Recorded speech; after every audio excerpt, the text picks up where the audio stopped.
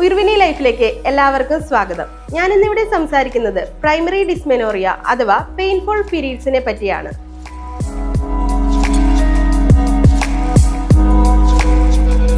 നിങ്ങൾക്ക് പീരീഡ്സ് സമയത്ത് അതികഠിനമായിട്ടുള്ള വേദന അനുഭവപ്പെടുന്നവരാണോ?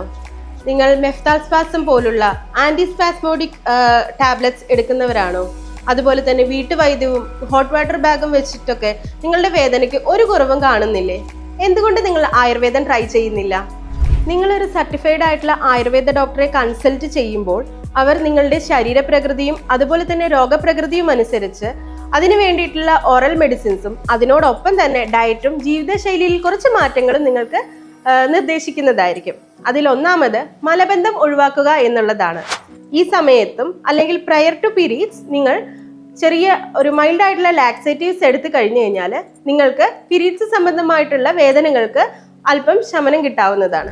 അതുപോലെ വളരെ പ്രധാനമായിട്ടുള്ള ഒരു കാര്യം, നാച്ചുറൽ അർജസ് ആയിട്ടുള്ള യൂറിനേഷനും ഡെഫിക്കേഷനും ഹോൾഡ് ചെയ്യാതിരിക്കുക. ധാരാളം വെള്ളം കുടിക്കുക. അതുപോലെ തന്നെ സെഡൻഡറി ലൈഫ് സ്റ്റൈൽ ഒഴിവാക്കുക. ഡയറ്റിൽ ധാരാളം ഫ്രൂട്ട്സും വെജിറ്റബിൾസും ഉൾപ്പെടുത്താൻ ശ്രമിക്കുക. ഇതിലൂടെ നിങ്ങൾക്ക് പെയിൻ ഫ്രീ ആയിട്ടുള്ള ഒരു പീരീഡ്സ് സ്വന്തമാക്കാനായിട്ട് സാധിക്കും.